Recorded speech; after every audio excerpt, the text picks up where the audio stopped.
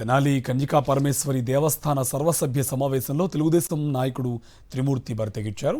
ఇవాళ కన్యకా పరమేశ్వరి దేవస్థాన సర్వసభ్య సమావేశం ఏర్పాటు చేయనున్నారు ఆలయ కమిటీ సభ్యులు. అయితే సంబంధం లేకపోయినా తన అనుచరులతో సమావేశానికి వచ్చాడు టీడీపీ నేత త్రిమూర్తి. రావడమే కాదు హల్చల్ చేశాడు. ఎన్నికలు నిర్వహించాల్సిందే అంటూ గొడవకు దిగాడు. ఈ సమావేశానికి నీకు ఏంటి సంబంధం అని త్రిమూర్తిని ప్రశ్నించారు కన్యకా పరమేశ్వరి దేవస్థాన కమిటీ సభ్యులు. దీంతో కన్యకా పరమేశ్వరి దేవస్థాన సభ్యులపై దౌర్జన్యానికి దిగాడు టీడీపీ నాయకుడు త్రిమూర్తి, ఆయన అనుచరులు కూడా.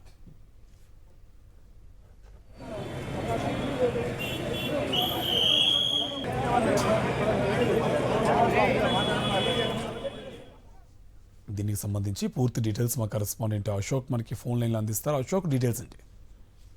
తెలుగుదేశం నాయకులు చివరకు దేవుడి దగ్గర కూడా రాజకీయాలకు పాల్పడుతూ ఉన్నారు.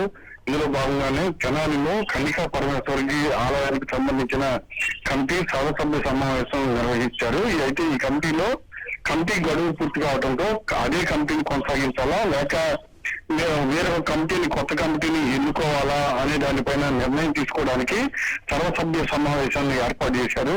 ఇదే నేపథ్యంలో ఆ కమిటీకి ఎటువంటి సంబంధం లేకపోయినా తెలుగుదేశం నాయకుడు త్రిమూర్తులు అనే తెలుగుదేశం నాయకుడు కొంతమందిని తన వెంట తీసుకొచ్చి ఖచ్చితంగా మీరు ఎన్నికలను నిర్వహించాల్సిందే అంటూ గందరగోళం సృష్టించాడు.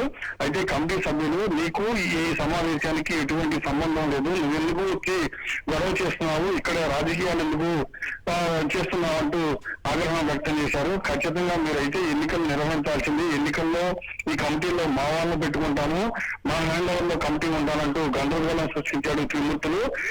దీంతో కమిటీ సమావేశంలో గందరగోళ పరిస్థితి ఏర్పడింది. సర్వసభ్య సమావేశంలో వెంటనే పోలీసులు రంగప్రవేశం జరగడంతో తాత్కాలికంగా ఆ సమావేశం వాయిదా పడింది.